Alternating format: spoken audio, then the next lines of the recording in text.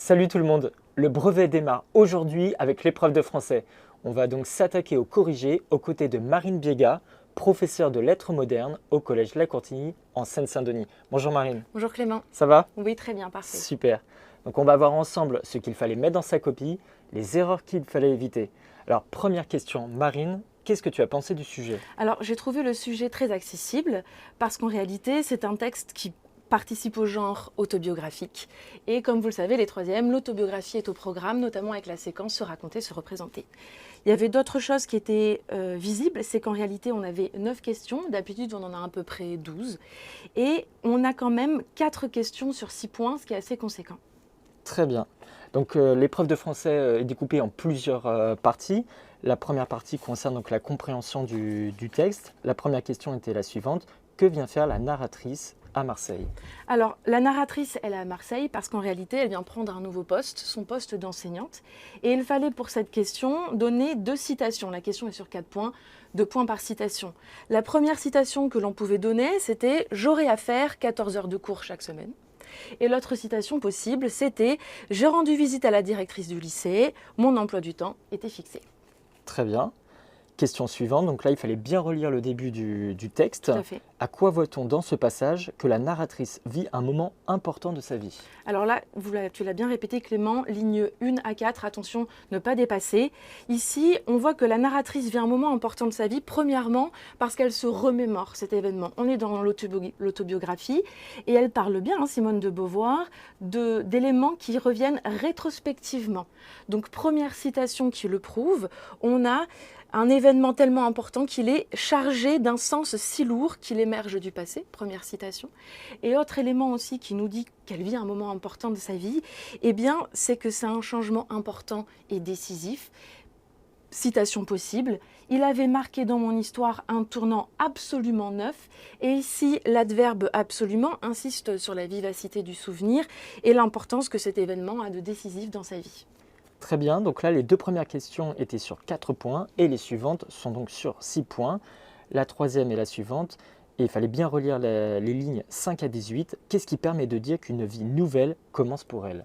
Alors je vais y répondre, mais avant d'y répondre, n'oubliez pas les troisièmes. Ici, on vous demande de proposer des citations du texte, mais aussi de justifier. J'espère que vous n'avez pas juste proposé des citations.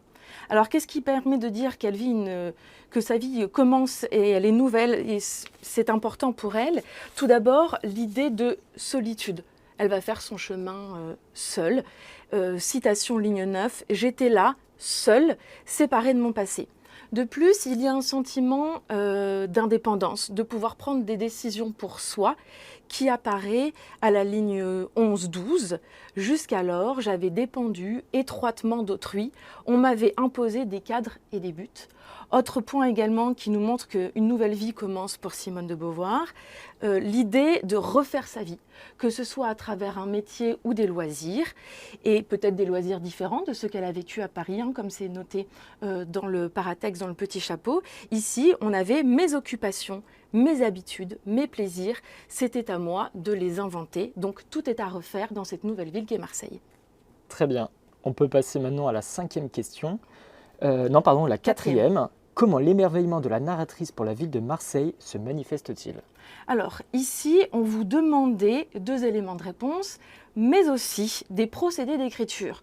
N'oubliez pas, quand on vous dit procédé d'écriture, on pense aussi à procédé littéraire, à figure de style.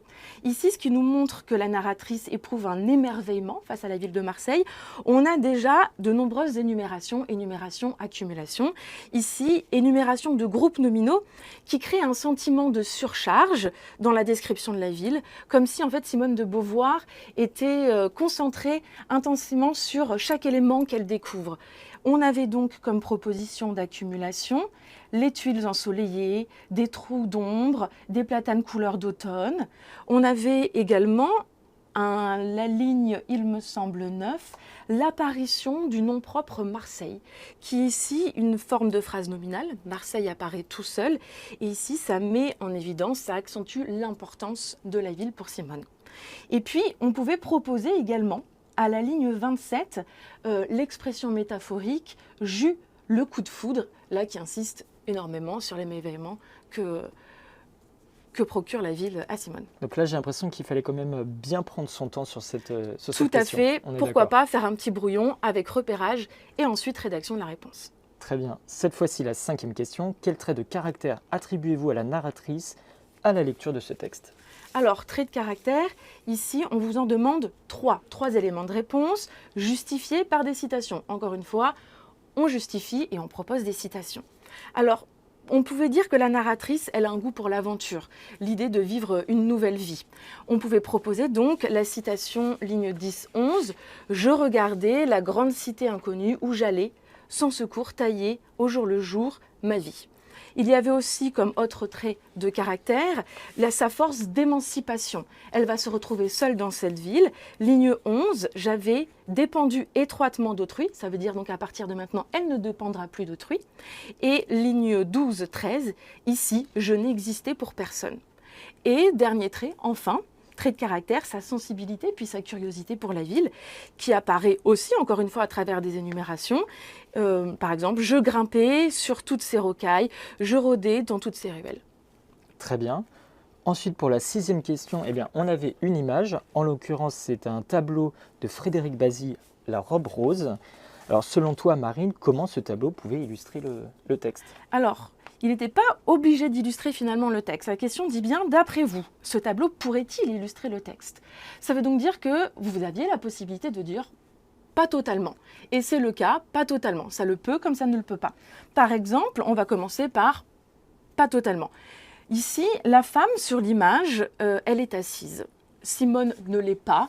Il y a une partie du texte où en fait elle est à la recherche d'un logement, ou comme on l'a dit juste avant, elle court partout. Ici, la femme est statique, Simone ne l'est pas tout le temps. On a aussi le fait que le tableau il date de 1864, alors que le texte date de 1960. Et on pouvait maintenant aussi dire que l'image pouvait correspondre au texte. Qu'est-ce que l'on a? Il s'agit de femmes, toutes les deux, Simone et puis la femme sur le tableau. Elles semblent toutes les deux admirer la ville. Simone depuis le haut des escaliers, et ici, cette dame, à la robe rose, elle est assise sur un parapet. Au début, on dit que Simone est immobilisée, mais est immobile, c'est le cas également. Et puis, on peut supposer, d'après les couleurs du tableau, qu'on est dans le sud de la France également, avec Marseille. Très bien. Alors Marine, maintenant je te propose qu'on passe à une autre partie de l'épreuve qui concerne cette fois-ci la grammaire. Donc on avait une phrase « J'étais là, seul les mains vides, séparé de mon passé et de tout ce que j'aimais ». On avait séparé comme mot souligné, il fallait trouver la classe ou nature grammaticale de ce mot. Alors, séparer ici, donc réponse 7A, séparer ici, classe grammaticale, on a un participe passé employé comme adjectif. Et justifier la grammaire de ce mot, eh bien, séparer a pour sujet je c'est Simone, féminin, donc eux. Très bien. Ensuite, à la ligne 24-25, j'avais rendu visite à la directrice du lycée, mon emploi du temps était fixé.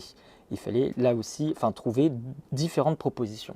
Alors, notamment 2 propositions. Comme vous le savez, j'ai un verbe conjugué, j'ai une proposition. Ici, il y en a 2. Premier crochet, j'avais rendu visite à la directrice du lycée. Autre proposition, mon emploi du temps était fixé. Il fallait donner la classe grammaticale de chacune d'entre elles. Ici, ce sont des propositions indépendantes. Il fallait ensuite dire comment elles étaient reliées. Comme vous pouvez le voir, on a une virgule entre les deux. Il s'agit donc d'un lien par juxtaposition. Très bien. Question 9.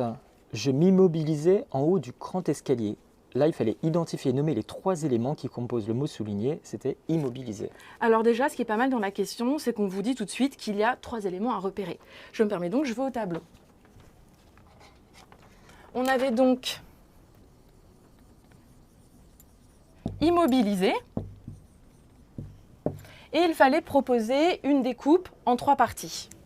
On a donc ceci, ceci. On nous demandait de nommer ces 3 éléments. On a donc le radical, le préfixe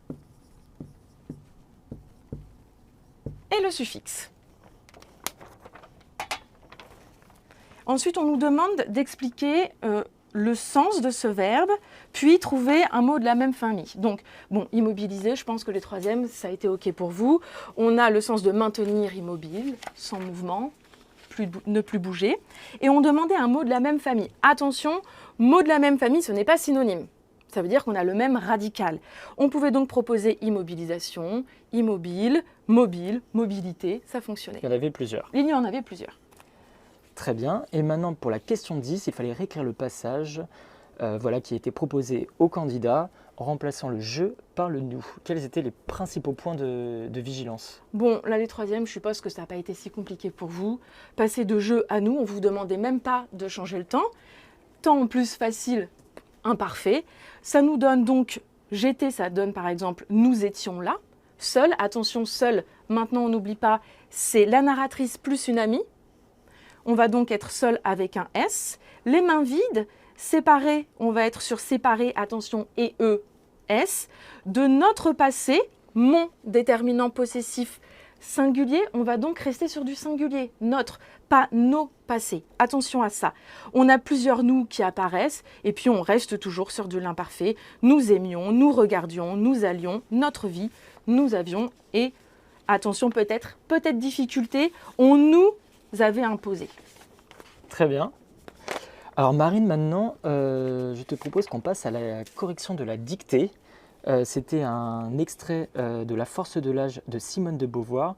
Là aussi, je vais te demander quels sont les principaux points de vigilance qu'il fallait avoir pour cette dictée. Alors, dans l'ensemble, la dictée n'était pas si compliquée, elle était plutôt courte. On a énormément d'imparfaits, encore une fois. Peut-être de petites difficultés. On a ennuyé avec de N. On a la jeté, alors on sait l'écrire ou on ne sait pas l'écrire. Ça se termine par et e. Battu de T. Je dirais les difficultés, c'est attention, énormément de pluriel. J'espère que vous avez mis des S. Ensuite, on a où se briser les lames. Alors là, le sujet, il est après le verbe. Donc briser, c'était IENT. Ensuite, il y a mélancolique qui est loin finalement de son nom, donc ne pas oublier le S à mélancolique. Et terminer sur que je n'avais jamais connu. Là, on a connu E. Pourquoi? Parce qu'on a l'auxiliaire avoir et on fait attention avec l'auxiliaire avoir, on cherche toujours le COD et le COD se trouvait devant. Il fallait donc accorder avec la nostalgie, donc connu E. C'est un petit piège quand même, j'ai Un l'impression. petit piège. Très bien. Et ensuite, pour cette dernière partie de l'épreuve de français, il y avait donc, comme chaque année, la rédaction. Les élèves avaient le choix entre un sujet d'imagination ou un sujet de réflexion. Pour commencer, Marine, qu'est-ce que tu peux nous dire sur le sujet d'imagination? Alors, sujet d'imagination très accessible. Ici, il fallait non plus rester sur le roman autobiographique. On leur demandait d'écrire, on vous demandait d'écrire une lettre. Alors attention, qui dit lettre, dit on reprend les codes de la lettre, bien sûr.